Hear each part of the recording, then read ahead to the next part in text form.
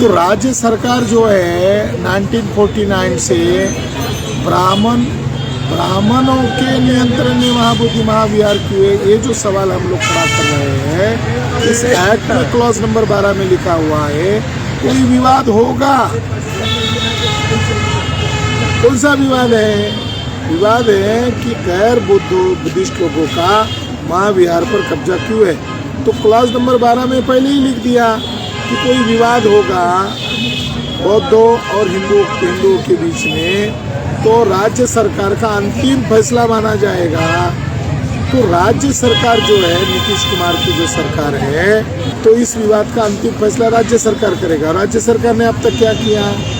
इस विहार के अंदर शिवलिंग बिठा दिया। क्या किया राज्य सरकार ने? और वो काला काम, करतूतों का काम समिति के लोगों ने किया। करके साथी लोग सहभागी हुए हैं, उनका बहुत बहुत धन्यवाद। यह आंदोलन बहुत महत्वपूर्ण आंदोलन है। महाबोधि महाविहार मुक्ति का आंदोलन, ये भारत में बौद्ध धर्म पुनर्जीवित करने का आंदोलन है। महाबोधि महाविहार पर किसका कब्जा है? कुछ लोग कह रहे हैं हिंदुओं का कब्जा है। ये गलत है। महाबोधि महाविहार पर हिंदुओं का कब्जा नहीं है। महाबोधि महाविहार पर ब्राह्मणों का कब्जा है। तो बहुत सारे लोग सोशल मीडिया में पूछ रहे हैं कि भारत आज़ाद हो गया है और ये इंटरनेशनल धर्मस्थल है बौद्धों का, तो फिर आप क्यों आंदोलन कर रहे हैं? भारत आज़ाद हो गया है और ये बौद्धों का पवित्र तीर्थ क्षेत्र है। 4 बुद्ध के जीवन से जुड़ी हुई घटनाएं हैं, जिसमें बुद्ध का जन्म स्थान लुम्बिनी है, बुद्ध को ज्ञान प्राप्ति, प्रज्ञा, संबोधि प्राप्ति हुई है, महाबोधि महाविहार है। तीसरा, जहाँ बुद्ध ने सारनाथ में धम्मचक्र प्रवर्तन किया, वह महत्वपूर्ण प्लेस है। और चौथा जो है, बुद्ध का महापरिनिर्वाण हुआ, वो स्थान कुशीनगर है।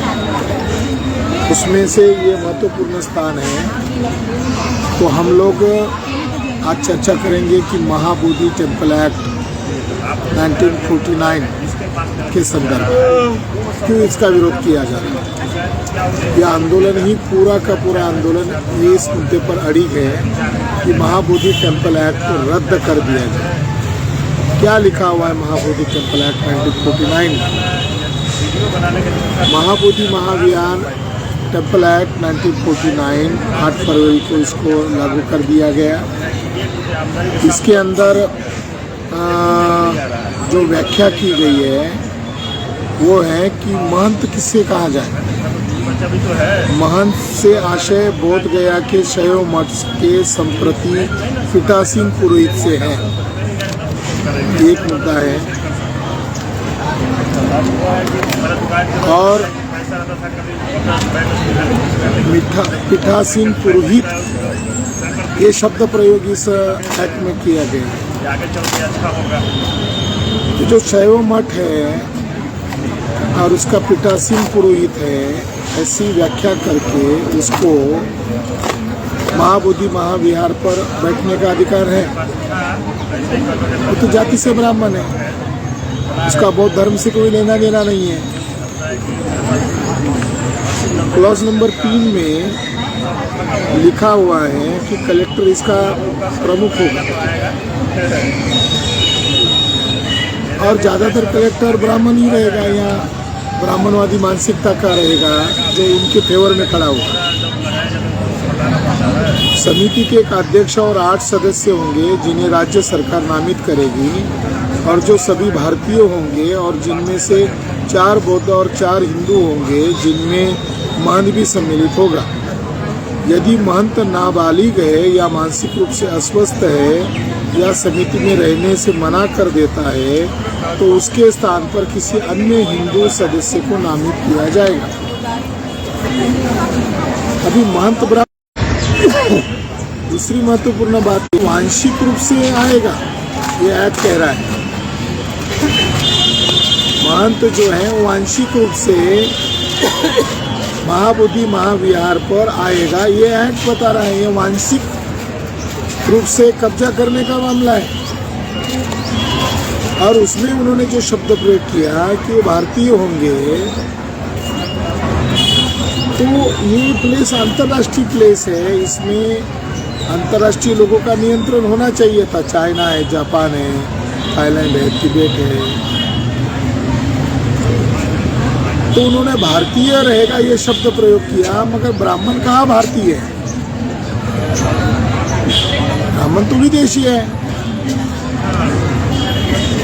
अगर ये क्षेत्र ही बुद्धिस्ट लोगों का है तो विदेशी ब्राह्मणों का इसके ऊपर कब्जा क्यों है? ये कहना कहाँ गलत है? इस एक्ट में जो भारतीय शब्द का प्रयोग किया गया है, उस एक्ट में ब्राह्मणों ने या तो हिंदू के नाम पर अपने आप को बचा लिया या भारतीय के नाम पर अपने आप को बचा लिया। और एन केन प्रकार ब्राह्मणों का ही कब्जा कैसे रहेगा, इसकी उन्होंने व्यवस्था की गई। क्लॉज नंबर 10.4 में लिखा हुआ है, यानी 10वें अधिनियम में लिखा हुआ है क्या रहेगा कर्तव्य समिति का। मंदिर का रख रखाव और मरम्मत, 2 मंदिर भूमि में सुधार, 3 तीर्थ यात्रियों का कल्याण और उनकी सुरक्षा, और 4 मंदिर में पूजा अर्चना और मंदिर में पिंडदान का समुचित निष्पादन। यानी खुले तौर पर इस एक्ट में लिखा हुआ है कि श्राद्ध के नाम पर आप पिंडदान यहाँ करो। अगर ये एक्ट ही बुद्धिज्म को डिस्ट्रॉय करने का अनुमति दे रहा है, ये जो अधिनियम है 1949 का, इसके अंदर ये लिखा हुआ है कि आप बुद्धिज्म के खिलाफ एक्टिविटी करो। इस एक्ट को हम काला कानून क्यों ना माने और इस एक्ट को क्यों ना जलाए? क्लॉज नंबर 11 में स्पष्ट तौर पर लिखा हुआ है, इस अधिनियम में या इसके अंतर्गत बनाए गए नियमों के निहित किसी भी बिंदु के होते हुए भी प्रत्येक पक्ष के हिंदुओं और बौद्धों को पूजा अर्चना या पिंडदान के लिए मंदिर और मंदिर भूमि में जाने की छूट होगी। यानी खुले तौर पर धर्मी लोगों को, बौद्ध धर्म के विरोधी लोगों को अंदर जाने की छूट होगी पिंडपात के नाम पर। तो ये अधिनियम बौद्ध धर्म की इस पवित्र भूमि का अवमान करने के लिए बनाया गया है। इसकी जो गरिमा है इसको खराब करने के लिए बनाया गया है। या यूं कहा जाए, ब्राह्मणों का वर्चस्व ही इस महाबोधि पर कैसे रहे, ऐसे इस ढंग से इसको बनाया गया है। और क्लॉज नंबर 12 में स्पष्ट तौर पर लिखा हुआ है, संप्रति प्रभावी किसी अधिनियम में निहित किसी भी बिंदु के होते हुए भी यदि मंदिर या मंदिर के भूमि के उपयोग को लेकर हिंदुओं और बौद्धों के बीच में कोई विवाद होगा तो राज्य सरकार का निर्णय अंतिम होगा। तो राज्य सरकार जो है 1949 से ब्राह्मणों के नियंत्रण में महाबोधि महाविहार क्यों है, ये जो सवाल हम लोग खड़ा कर रहे हैं, इस एक्ट में क्लॉज नंबर 12 में लिखा हुआ है कोई विवाद होगा। कौन सा विवाद है? विवाद है कि गैर बुद्धिस्ट लोगों का महाविहार पर कब्जा क्यों है। तो क्लॉज नंबर 12 में पहले ही लिख दिया कि कोई विवाद होगा बौद्धों और हिंदुओं के बीच में, तो राज्य सरकार का अंतिम फैसला माना जाएगा। तो राज्य सरकार जो है, नीतीश कुमार की जो सरकार है, वो कई बार बिहार के सरकार बनाई उन्होंने, तो उन्होंने ये एक्ट के अनुरूप ही काम किया, इस एक्ट के खिलाफ तो कोई काम ही नहीं किया। विवाद है और राज्य सरकार का अंतिम फैसला माना जाएगा। तो ऐसे कानून को हम क्यों माने? ऐसे कानून को तो चौक में जला देना चाहिए, जिसमें स्पष्ट तौर पर लिखा हुआ है विवाद होगा बौद्ध और हिंदुओं के नाम पर, अर्थात ब्राह्मणों का, तो इस विवाद का अंतिम फैसला राज्य सरकार करेगा। राज्य सरकार ने अब तक क्या किया? इस विहार के अंदर शिवलिंग बिठा दिया। क्या किया राज्य सरकार ने? और वो काला काम, करतूतों का काम समिति के लोगों ने किया। उसके अंदर उन्होंने बुद्ध की 5 मूर्तियों को 5 पांडव घोषित कर दिया। वो जो वहाँ पर स्ट्रक्चर है, बुद्धिस्ट स्ट्रक्चर है, उसकी दीवार पर लिख दिया ये सनातन धर्म का केंद्र है। गवर्नर और सभापति कह रहा है ये शिवालय है। राज्य सरकार क्या कर रहा है? तो राज्य सरकार जो है ये समिति के अनुरूप व्यवहार कर रहा है, बर्ताव कर रहा है। और समिति के पंडे लोग क्या कर रहे हैं? समिति के पंडे लोग महाविहार की गरिमा को खराब कर रहे हैं, महाविहार को ब्राह्मणों का घोषित कर रहे हैं। ब्राह्मण धर्म जो है ये ब्राह्मण धर्म थोपने का काम है बौद्ध राष्ट्रों पर भी। इस स्थान को ब्राह्मणों की जगह घोषित करके बौद्ध धर्म को अंतर्राष्ट्रीय स्तर पर रोकने का काम है। और इसी षड्यंत्र के खिलाफ हम लोग महाबोधि महाविहार टेम्पल के सामने लगातार आज 5वें दिन अमर अनशन पर बैठे हुए हैं। देश भर के लोगों को ये बात समझनी चाहिए कि महाबोधि महाविहार ये ब्राह्मण धर्म के लिए मृत्यु घंटा है, ये उसके लिए मौत का न्योता है। वो इतने आसानी से इसको छोड़ने वाला नहीं है। इसके लिए हम लोगों को अमर अनशन पर बैठना पड़ रहा है।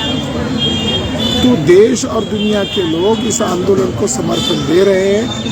भारतीय लोगों को, भारत के SC ST OBC मूल निवासी बहुजन लोगों को इसका समर्थन देना होगा और इस आंदोलन को जन आंदोलन में रूपांतरित करना होगा। इसके लिए आप इस अधिनियम का विरोध जताएं, जिस अधिनियम में बौद्धों के धर्म क्षेत्र पर कानूनन कब्जा किया है। ये कानून ही एंटी कॉन्स्टिट्यूशनल है। ये कानून ही विश्व धरोहर का जो एक्ट है उसके खिलाफ बनाया हुआ है और ये विदेशी ब्राह्मणों का कब्जा घोषित करने वाला कानून है। और इस एक्ट में लिखा है कि भारतीय हिंदू होने चाहिए 4, तो भारतीय का है, वो तो विदेशी है। DNA के अनुसार महंत भारतीय का है, DNA के अनुसार महंत ब्राह्मण जो है विदेशी है, उसका DNA भारतीय नहीं है बल्कि उसका DNA विदेशी है। और जो विदेशी लोग हैं उनका भारत पर कब्जा होना नाजायज घोषित करते हैं। धन्यवाद।